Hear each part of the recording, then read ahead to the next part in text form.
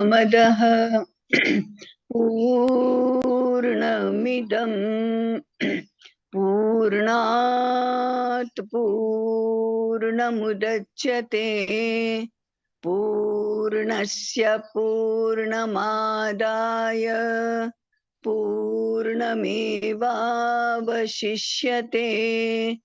ओम शांति शांति शांति।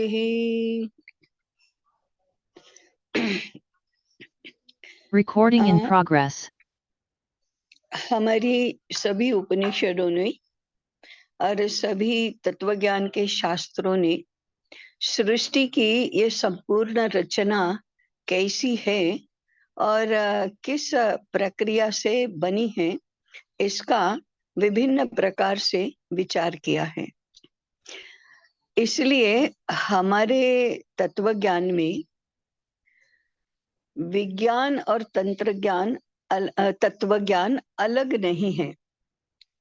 अध्यात्म विद्या और भूत विद्या ये भी अलग नहीं है।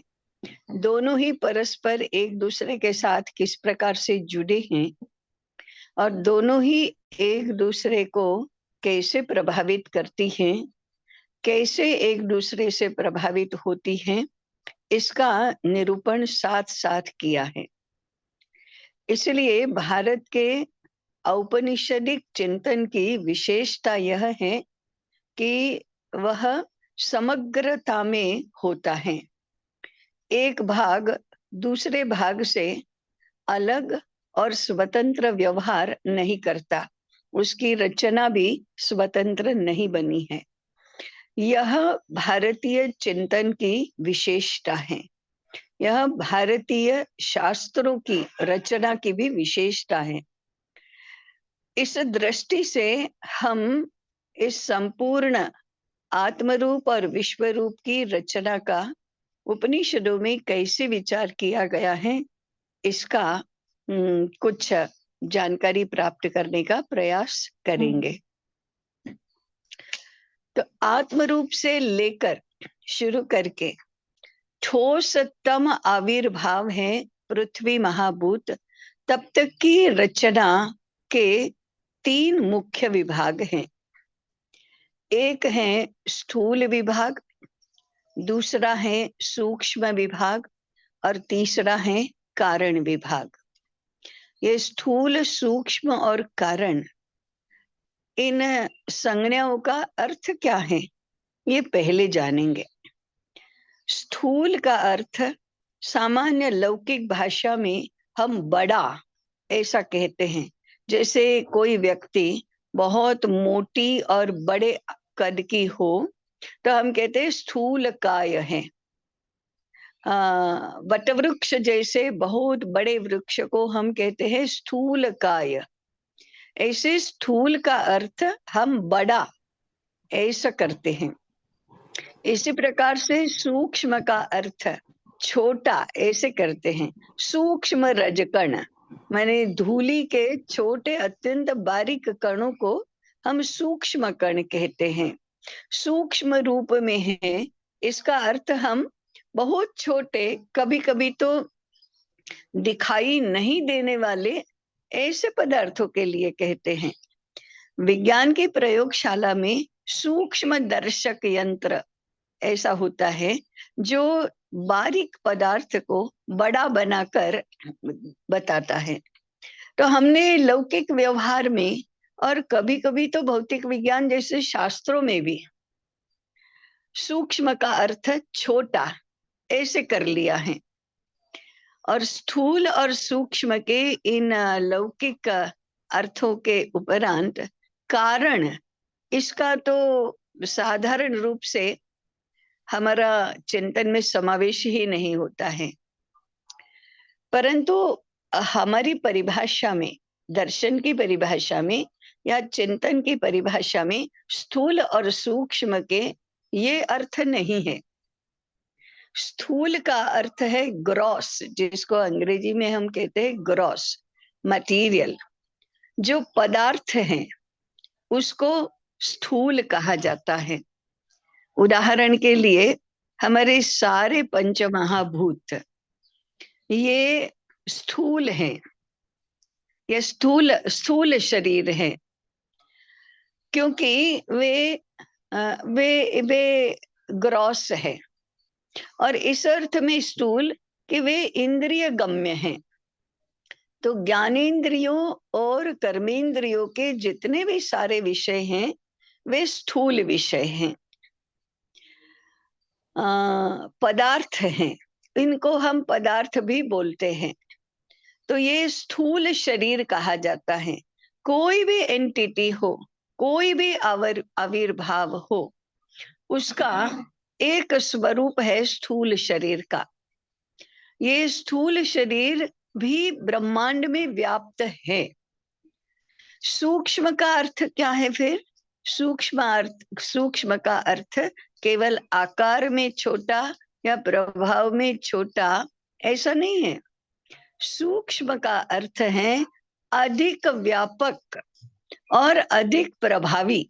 ये अर्थ सुनकर तो हमें बड़ा आश्चर्य ही होगा, क्योंकि स्थूल बड़ा होता है और वो ज्यादा जगह भी घेरता है और प्रभावी भी अधिक होता है, ऐसा हमको लगता है, ऐसा हमने माना है।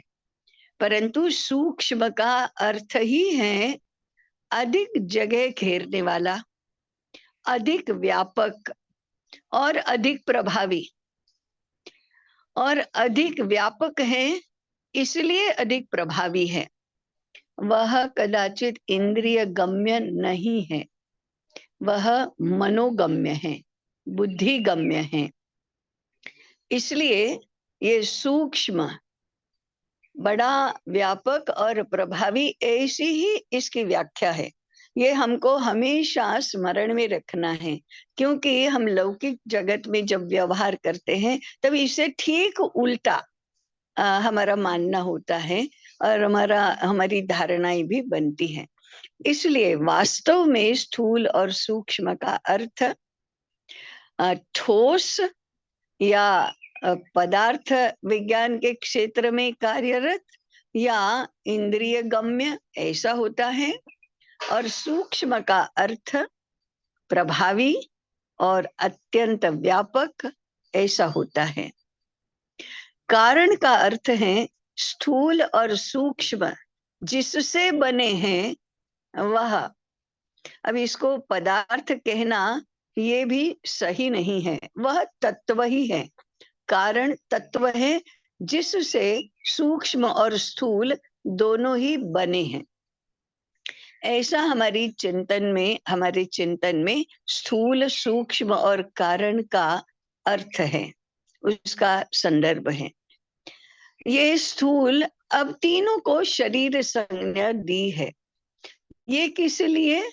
लौकिक जगत में, भौतिक जगत में चीजों को समझने के लिए इनको शरीर संज्ञा दी है। हम इसको आत्मा भी कह सकते हैं, हम इसको तत्व भी कह सकते हैं, परंतु सामान्य रूप में शरीर के रूप में पहचानने का प्रचलन अधिक है। इसलिए हम स्थूल शरीर, सूक्ष्म शरीर और कारण शरीर ऐसी ही संज्ञाओं का प्रयोग करेंगे। तीनों ही ब्रह्मांड में व्याप्त हैं, अर्थात सर्वत्र व्याप्त हैं। ऐसा भी तथ्य हमको ध्यान में रखना है। अब स्थूल शरीर कहाँ कहाँ दिखाई देता है? ये केवल मनुष्य के शरीर की बात नहीं है, या केवल हम जिसको मनुष्य का शरीर करके पहचानते हैं, जैसे 2 हाथ, 2 पैर, 1 मुख, 1 छाती, 1 पीठ, और उसमें 2 आंखें, 2 कान, 1 नाक, 1 मुंह, 5 उंगलियां, दोनों मिलकर 10 उंगलियां, चारों मिलकर माने पैर की और हाथ की मिलकर 20 अंगुलियां। ऐसा इस शरीर का वर्णन नहीं है। यह शरीर तो मनुष्य का शरीर है और मनुष्य के शरीर का यह वर्णन है। परंतु शरीर का अर्थ है जो एक यूनिट है, वो जिससे बना है वह है। अब इस शरीर का स्थूल भाग क्या है?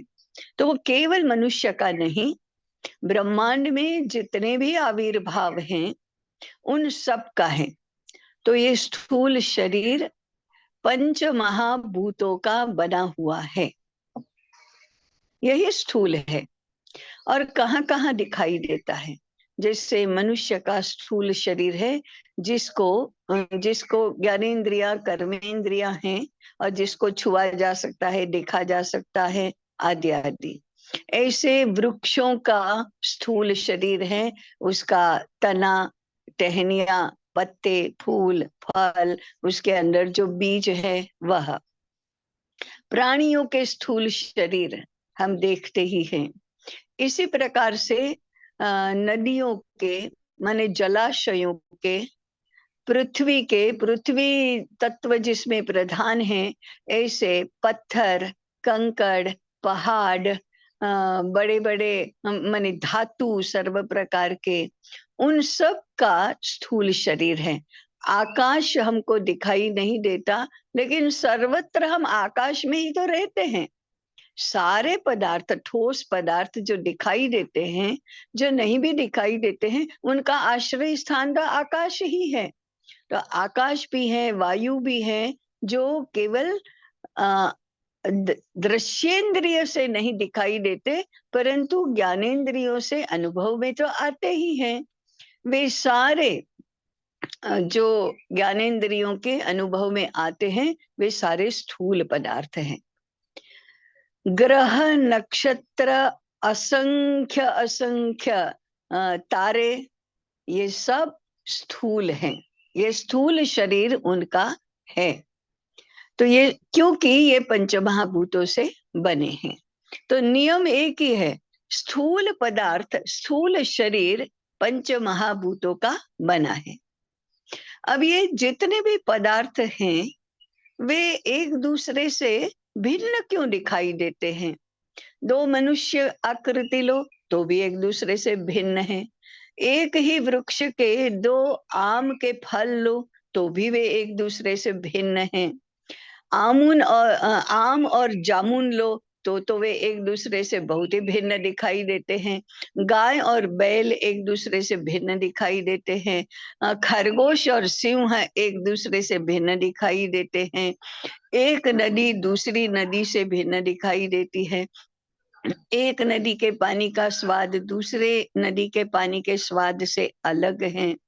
समुद्रों के आकार प्रकार अलग अलग दिखाई देते हैं। ऐसा क्यों है? जितने भी अभी गिनाए वो सारे के सारे पंच महाभूतों से बने हैं, और पांचों महाभूत उसमें होते ही हैं। छोटी सी चींटी हो या बड़े से बड़ा हाथी हो, तो भी उसमें वही पंच महाभूत हैं। इतना व्यापक सर्वव्यापी ऐसा आकाश हो या एक छोटा सा पत्थर हो, तो वही पंच महाभूत सभी में है, तो एक दूसरे से अलग क्यों दिखाई देते हैं? कारण ये है कि पांचों महाभूत एक साथ सभी पदार्थों में रहते हैं, परंतु उनका संयोजन अलग अलग होता है। कहीं पृथ्वी महाभूत ज्यादा है, कभी जल महाभूत ज्यादा है, कभी एक प्रकार से संयोजन हुआ है, कभी दूसरे प्रकार से संयोजन हुआ है। इसलिए एक पंच महाभूत भी एक दूसरे को प्रभावित करते हैं। इस कारण से जितने भी स्थूल शरीर दिखाई देते हैं, वो सारे के सारे एक दूसरे एक ही पंच महाभूतों के बने हैं, तो भी एक दूसरे से अलग हैं।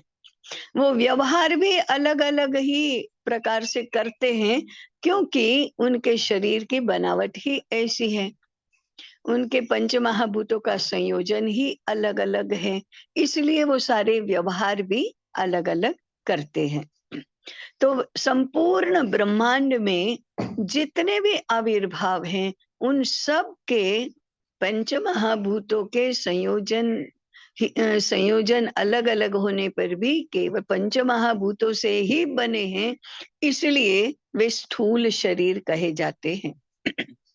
बड़े से बड़ा पहाड़ हो, बड़े से बड़ी नदी हो, सर्वव्यापी ऐसा आकाश हो, उसमें जिस प्रकार से पंचमहाभूत की लीला चलती है, उसका छोटा सा हिस्सा, जिसको हम विज्ञान की भाषा में सेल, एक कोश कहते हैं, जैसे कि हमारा शरीर अरबों खरबों सेल्स से बना है, तो एक सेल में भी पांचों महाभूत हैं, और संपूर्ण ब्रह्मांड में भी पंच महाभूत हैं, और वह स्थूल शरीर है।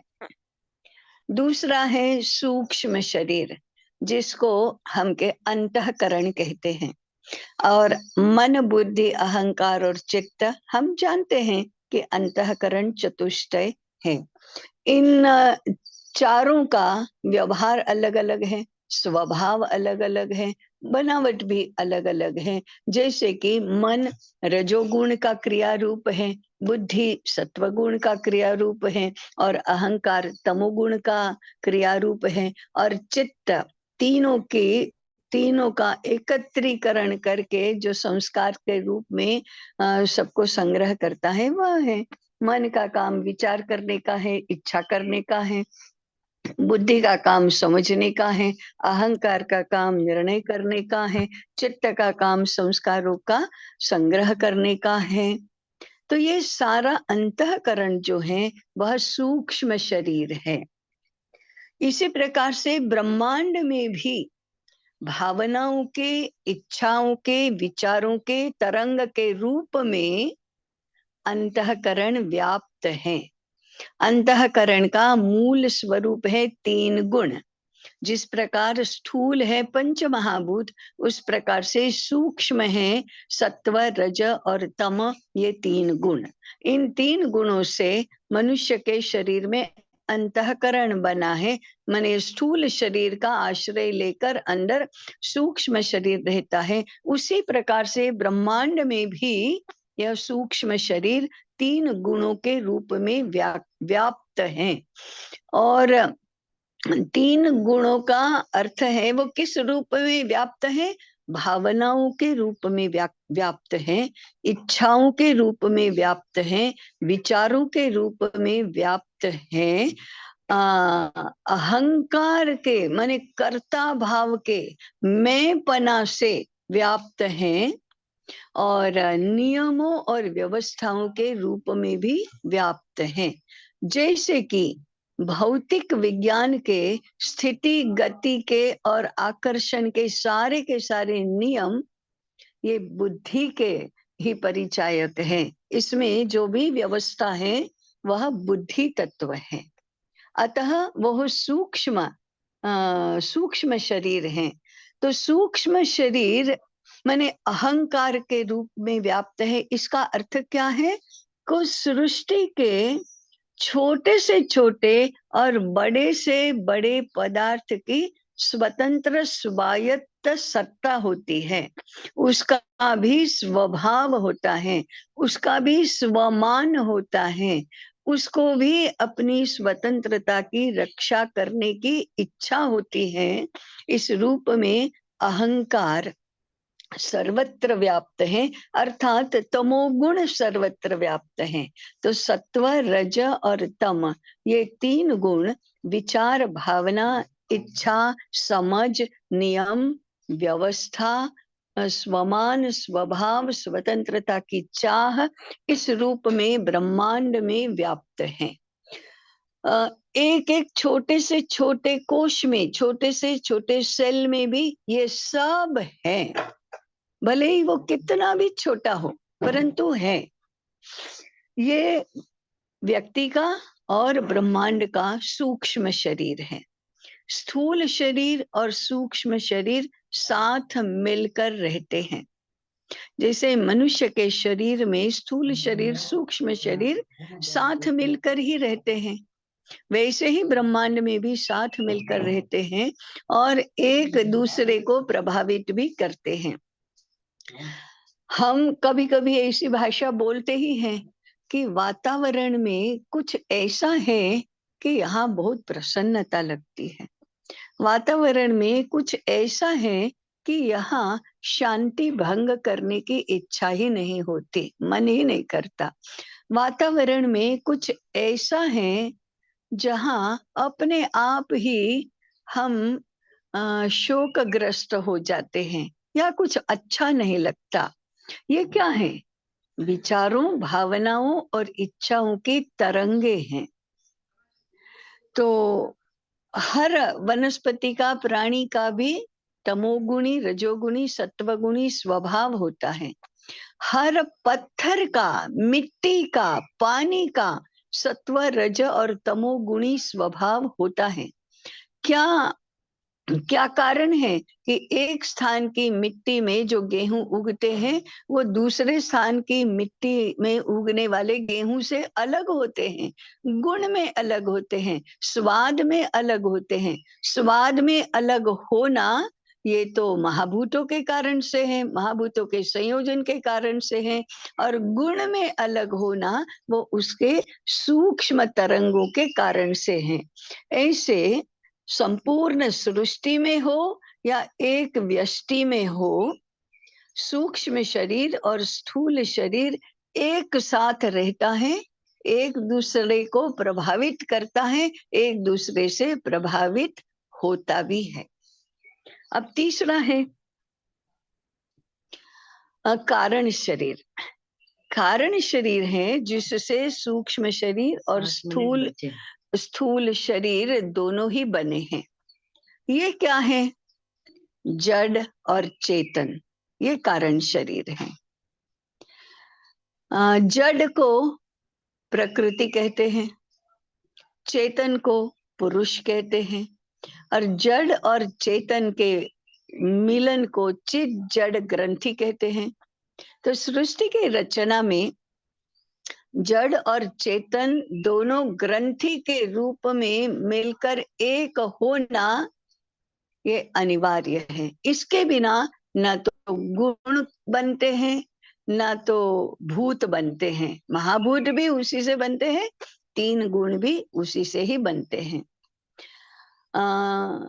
प्रकृति जड़ है, पुरुष चेतन है।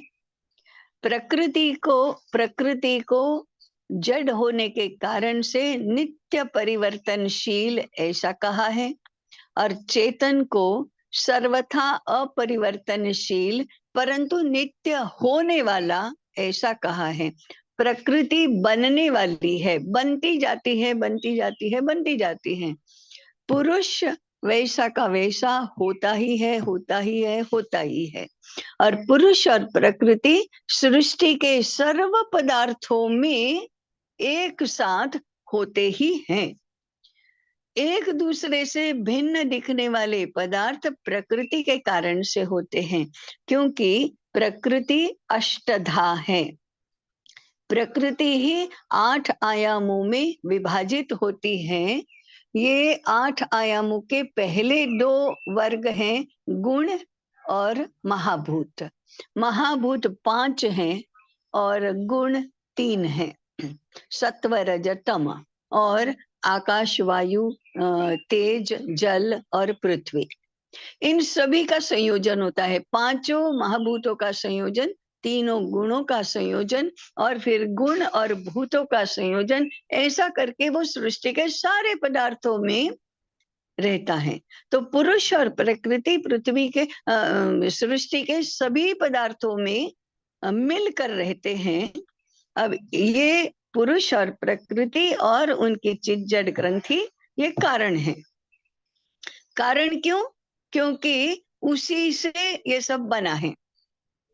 अब दोनों ही कारण हैं, तो दोनों कारण में अंतर क्या है? प्रकृति उपादान कारण है, पुरुष निमित्त कारण है। कैसे? जिस पदार्थ से, जिस वस्तु से बाकी सारी वस्तुएं बनती है, वो तो उपादान होता है। जैसे घड़ा बनता है मिट्टी से, तो मिट्टी घड़े का उपादान कारण है। इसी प्रकार से प्रकृति सृष्टि के सभी आविर्भावों का उपादान कारण है, वे प्रकृति से ही बने हैं। परंतु घड़ा बनाने में कुम्हार यदि नहीं है तो मिट्टी से घड़ा बन ही नहीं सकता, इसलिए कुम्हार निमित्त कारण है। उसी प्रकार से यदि पुरुष नहीं है चेतन नहीं है तो प्रकृति में परिवर्तन होता ही नहीं है, कोई भी क्रिया प्रक्रिया होती ही नहीं है। इसलिए पुरुष अथवा चेतन निमित्त कारण है। ऐसे दो कारण हुए। अब पुरुष और प्रकृति, चेतन और जड़, वे भी आए कहाँ से? तो उनका मूल कारण है आत्म तत्व। तो आत्म तत्व, चेतन और जड़, ये तो कारण शरीर हुआ। तीन गुणों से बना ये संसार, ये सूक्ष्म शरीर हुआ। और पंच महाभूतों से बना ये संसार, ये सृष्टि स्थूल शरीर है। जगत के, सृष्टि के सभी आविर्भावों में आत्म तत्व से लेकर पृथ्वी महाभूत तक के सभी तत्व रहते ही हैं। केवल किन्हीं पदार्थों में सक्रिय रहते हैं, कहीं वो अक्रिय रहते हैं, निष्क्रिय भी नहीं, अक्रिय रहते हैं, लेटेंट रहते हैं। बाकी आत्म तत्व नहीं, ऐसा एक भी आविर्भाव नहीं। चेतन और जड़ नहीं, ऐसा एक भी आविर्भाव नहीं। तीन गुण नहीं, ऐसा एक भी आविर्भाव नहीं। पांचों महाभूत नहीं, ऐसा भी एक भी आविर्भाव नहीं है। अंतर केवल पंच महाभूतों के संयोजनों का, तीन गुणों के संयोजनों का, महाभूत और गुणों के संयोजनों का, और चेतन, जड़ और आत्म तत्व, इनमें तो कोई विकार ही नहीं होता। हाँ, प्रकृति परिवर्तनशील है, चेतन और आत्म तत्व अपरिवर्तनशील है। चेतन तो निमित्त कारण भी है, वो तो कुछ करता भी है, परंतु आत्म तत्व तो अकर्ता है, वह करता भी नहीं, कुछ भी बनता भी नहीं। प्रकृति बनती है, चेतन होता है, आत्म तत्व इन सब के पीछे और सब के अंदर रहता है। इस प्रकार से पर आत्म रूप और विश्व रूप की स्थिति है, और क्रिया प्रक्रिया आदि सब है। तो ये संपूर्ण ब्रह्मांड विश्व रूप तीन शरीरों का बना है, आत्म तत्व सभी में भी अनुस्यूत है। ऐसा स्थूल, सूक्ष्म और कारण शरीर का संबंध जानकर हमने विभिन्न परिस्थितियों को, विभिन्न पदार्थों को, विभिन्न रचनाओं को जानने, समझने का, देखने का प्रयास करना चाहिए। यही भारतीय तत्व दृष्टि है। मुझे लगता है समय हो गया, अभी यहीं पर रुकते हैं। आपके प्रश्न और हाँ, आपके प्रश्न और आपके अभिप्राय या आपके सुझाव अपेक्षित हैं। प्रश्न तो होने ही वाले हैं और होने भी चाहिए। यदि प्रश्न नहीं है तो या तो आपको रुचि नहीं है, या तो आपको कुछ भी समझा नहीं है, या तो आपको सब कुछ समझा है, ऐसा कहा जाएगा। परंतु प्रश्न तो होंगे ही। बहुत बड़ा विषय, बहुत संक्षेप में बताया है। इसलिए संक्षेप में बताया कि एक साथ सारा विषय, पूर्ण विषय हमारे सामने आ जाना चाहिए। उसके बाद उसका डिटेलिंग सार्थक होगा। इसलिए पहले संक्षेप में पूर्ण विषय और बाद में आवश्यकता के अनुसार उसका विस्तार। ऐसा करने से हम भारतीय चिंतन के इस मूल विषय को अच्छी तरह से ग्रहण कर पाएंगे। तो अभी रुकते हैं। आप अपना अपना मोबाइल म्यूट करके साथ में ये मंत्र बोलिए, शांति पाठ बोलिए, और एक सप्ताह के अंदर अंदर इसको भी हम सही स्वर और सही उच्चारण से गाना सीख जाएंगे, ऐसी अपेक्षा है, ऐसा निवेदन भी है।